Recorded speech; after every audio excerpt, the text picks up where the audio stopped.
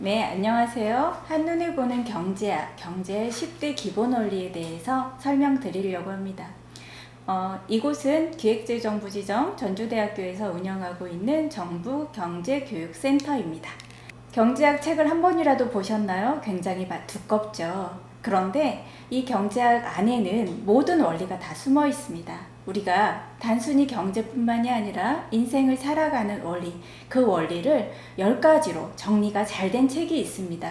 경제학 기본 서적 중에서 베스트셀러인 맨큐의 경제라는 책에서 맨큐 교수님은 이 경제 의 원리를 10가지로 잘 정리를 해 놓으셨는데요. 오늘은 그 부분에 대해서 여러분들에게 간략하게 소개를 해 드리려고 합니다. 자, 모든 선택에는 대가가 있습니다. 그리고 두 번째, 선택의 대가는 그것을 얻기 위해 포기한 그 무엇인가. 여기서 그 무엇인가가 굉장히 궁금해지는데요. 이번 시간을 통해서 우리가 그 궁금증을 해소할 수 있을 겁니다. 그리고 경제학에서는 또 다른 중요한 키워드가 나오는데요. 바로 합리적인 판단은 한계적으로 이루어진다는 겁니다. 그리고 또한 사람들은 경제적인 유인에 반응하면서 경제활동을 하게 되는데, 경제적인 유인, 인센티브가 주어졌을 때와 페널티가 주어졌을 때 사람들이 어떻게 행동하는지, 우리는 그 행동을 통해서 또 다른 인간의 모습을 바라볼 수 있는 거죠. 그리고 우리는 시장을 통해서 자유거래가 왜 모두에게 큰 이득이 되는지를 알 수가 있습니다. 그리고 6번째, 일반적으로 우리가 이 모든 사람들을 마주하는 그 시장이라는 공간을 통해서 경제 활동이 이루어지는 바로 그 좋은 수단으로서 시장을 우리가 바라볼 수 있고요. 이렇게 시장을 통해서 모든 일들이 이루어지지만 경우에 따라서는 시장은 만병통치약이 아닙니다. 그렇기 때문에 정부라는 그 또 다른 경제 주체가 이러한 시장 성과를 개선할 수 있다. 그래서 7번째, 바로 경우에 따라 정부가 시장 성과를 개선할 수 있습니다. 그리고 8번째, 한 나라의 생활 수준은 그 나라의 생산 능력에 달려 있습니다. 돈이 너무 많아지면 물가는 오르고요. 우리 주머니에 있는 돈의 가치는 떨어지게 되죠. 마지막 10번째, 단기적으로 인플레이션, 물가 상승과 실업은 동시에 해결할 수 없는 두 마리의 토끼를 어떻게 잡아야 되는지 우리는 그러한 문제에 직면하게 됩니다. 이렇게 10가지로 기본적인 이 원리를 정리를 해 놓으셨는데요. 이제 이 10가지에 대해서 조금 구체적으로 들어가 보도록 하겠습니다. 자, 그러기 전에 여러분들은 경제라는 말을 알고 있나요? 경제는요, 우리가 이코노미라고 하고 경제학은 이코노믹스라고 합니다. 이게 동양과 서양에서의 그 어원이 약간 차이가 있는데요. 서양은 그리스어에서 유래된 바로 오이코노모스에서 유래된 오이코노미아라는 그런 의미를 가지고 있고, 이 오이코노미아는 오이코스, 집이라는 뜻과 노미아, 관리하다는, 규정한다는 뜻의 이 두 단어가 합해진 오이코노미아, 그래서 집안 살림을 하는 사람이라고 규정을 하고 있습니다. 동양에서는 이보다 의미가 더 큰데요. 바로 세상을 다스리고 백성을 구제한다는 뜻입니다. 바로 이 다스릴 경, 세상세, 도울제, 백성 및 세상을 잘 다스려 백성을 구한다는 뜻이죠. 그래서 경국재세 또는 그걸 줄여서 우리는 경제라고 얘기를 합니다. 동양, 특히 우리나라에서는 이 경제라는 말이 이 정약용 선생의 경제유포에서 경제의 중요성을 강조하고 있는데요. 바로 구국 강병과 제도 개혁에 관한 주장을 함으로써 이 경제에 대한 중요성을 강조하고 있습니다. 그렇다면 경제학은 어떤 학문이냐? 경제학은 돈을 잘 버는 학문이냐? 그렇다면 좋은 직장에 가는 학문이냐? 다 맞습니다. 우리가 선택을 잘하게 되면 돈도 많이 벌 수 있고요. 본인이 원하는 그런 인생을 살 수가 있겠죠. 한마디로 정리하면 경제학은 선택하는 학문이다. 그래서 우리가 잘 할 수 있는, 바로 잘하기 위한 선택을 배우는 바로 이 10가지 기본 원리라고 보시면 되겠습니다. 자, 그렇다면 우리가 앞에서 10가지 기본 원리 중에서 1번부터 4번에 해당되는 내용은 바로 사람들 개개인에 관한 의사결정의 문제입니다. 그래서 이 원리 1번부터 4번까지 첫 번째, 가장 중요한 게 가장 먼저 나오죠. 그 첫 번째가 세상에는 공짜가 없다. 즉 모든 선택에는 대가가 있다라는 겁니다. 세상에 공짜 점심은 없다. 우리는 무엇을 얻고자 한다면 반드시 무엇은 포기를 할 수 있어야 됩니다. 포기할 수 없는데 얻고자 한다? 절대 이루어질 수 없죠. 그리고 선택을 할 수가 없습니다. 그래서 우리는 의사결정을 할 때 하나의 목표를 달성하기 위해서는 반드시 어떤 목표를 과감하게 포기할 수 있어야만 그 선택이 보다 더 용이해지고 합리적인 선택으로 갈 수 있는 지름길이라고 볼 수가 있겠죠. 세상에 공짜 점심은 없다. 우리 속담에 공짜라면 양잿물도 먹는다라는 말이 있습니다. 자, 모든 선택에는 대가가 있는데 우리가 공짜라고 해서 양잿물을 먹게 되면 어떻게 됩니까? 양잿물을 먹으면 죽을 수도 있습니다. 죽음을 담보로 공짜를 좋아하는 사람은 없겠죠. 자, 국가 입장에서 보면 전쟁을 준비하는 나라가 군비를 증가시키기 위해서 많은 쪽에 예산을 사용하게 된다면 국민들은 굉장히 이 생활이 어려워질 겁니다. 복지 혜택도 줄어들고 일자리도 줄어들고, 그래서 전쟁을 준비하는 나라들의 국민들을 보면 굉장히 삶이 어려운 나라들을 많이 볼 수가 있겠죠. 자, 우리는 이런 경제적인 선택을 할 때 중요한 게 바로 효율성과 형평성의 문제입니다. 효율성은 한 사회가 보유한 희소한 자원을 최대한 효과를 얻고자 하는 속성, 즉 내가 가진 자원을 가지고 어떻게 빵을 크게 만들 것이냐, 바로 파이의 크기를 결정하는 속성이 효율성. 그렇다면 이에 반대되는 효율성과 대비되는 개념으로서 형평성, 경제발전의 혜택에 사회 구성원들에게 균등하게 분배되는 속성을 우리는 형평성이라고 합니다. 형평성은 파이를 나누는데 어떻게 하면 똑같이 나눌 수 있는지를 고민하는 방법이죠. 우리는 이렇게 동전의 앞뒷면 또는 손바닥의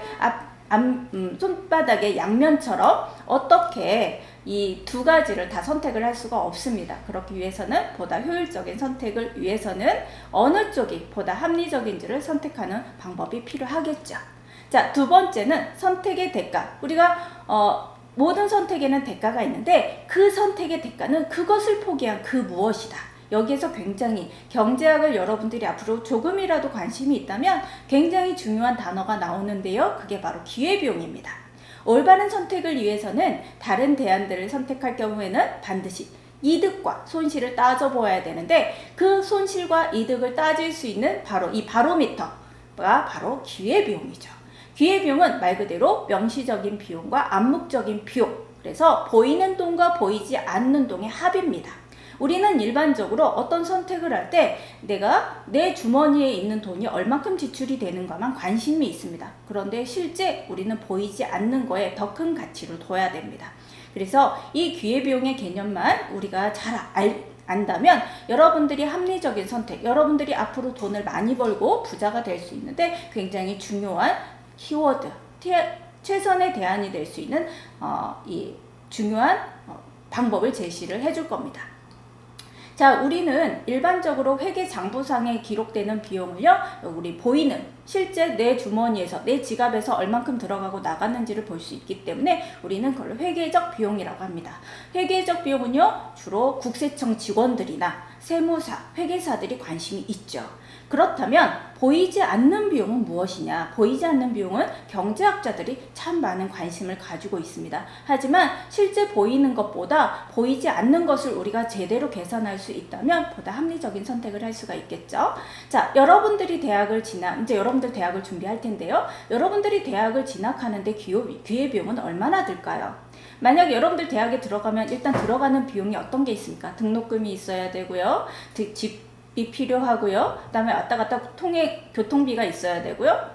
대학에 들어가지 않는다면 이런 비용이 들어가지 않겠죠.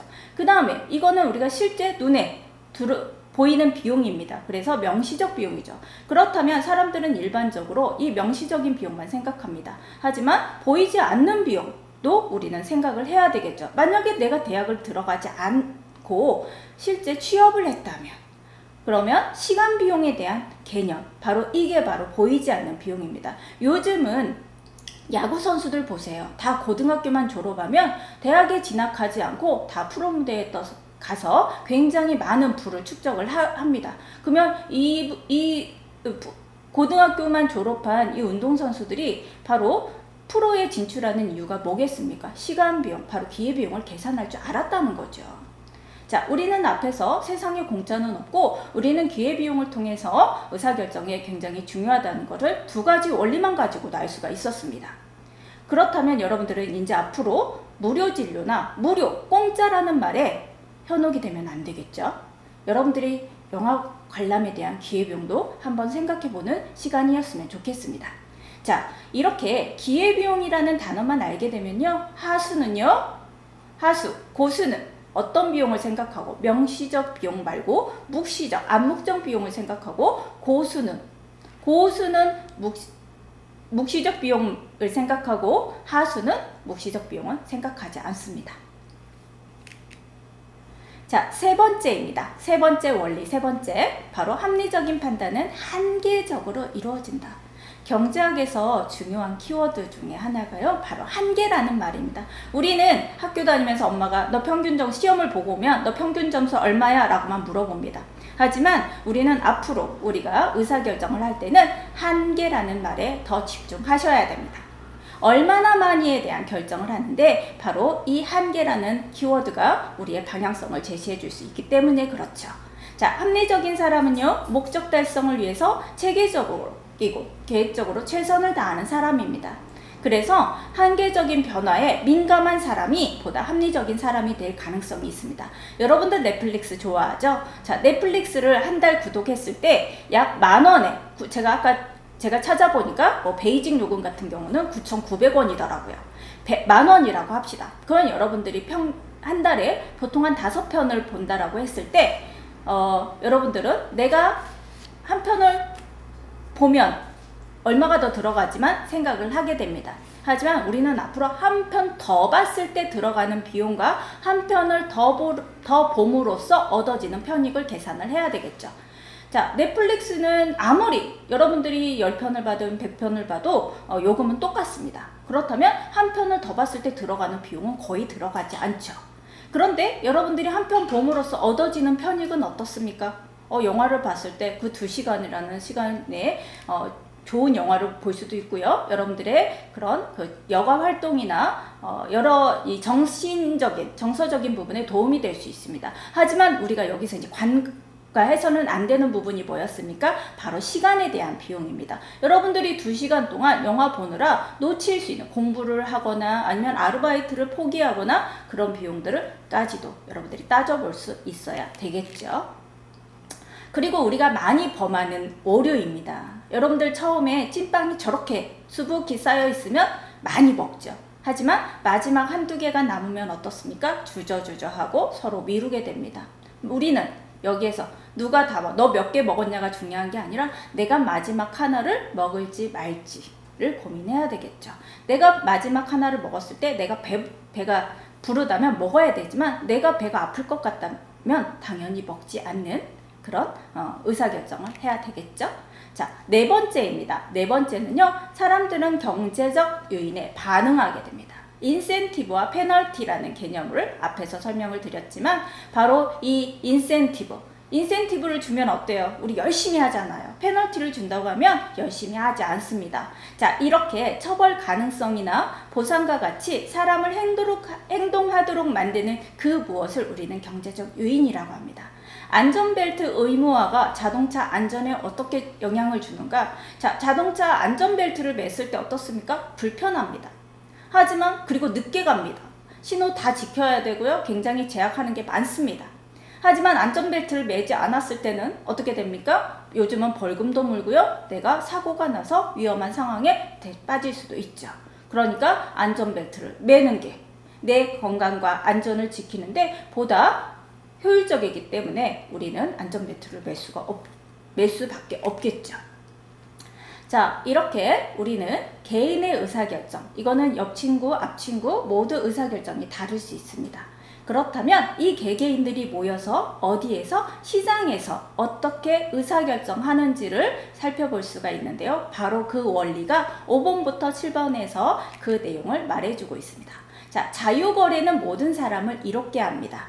무역은 모든 사람들이 각자 가장 잘할 수 있는 일에 특화함으로써 우리는 선진국, 우리나라보다 더 잘 사는 나라와 무역도 할 수 있고요. 우리나라보다 더 못 사는 나라와의 무역을 통해서도 우리가 모두 혜택을 누리고 있습니다. 다양한 재화나 서비스를 낮은 가격에 구입할 수 있는 장점이 있죠. 그래서 전 세계는 지구촌은 하나다라는 개념으로 전 세계가 이렇게 개방화된 경제에서 우리가 더 많은 이점을 누릴 수가 있죠. 자, 6번째는 일반적으로 시장이 경제활동을 조직하는 좋은 수단입니다. 우리 대한민국은 자유주의 경제체제, 시장을 중심으로 한 시장경제체제를 채택을 하고 있고, 자, 우리 구소련, 러시아나 북한이나 이런 그 남미권에 있는 나라들은 계획경제체제를 채택을 하고 있죠.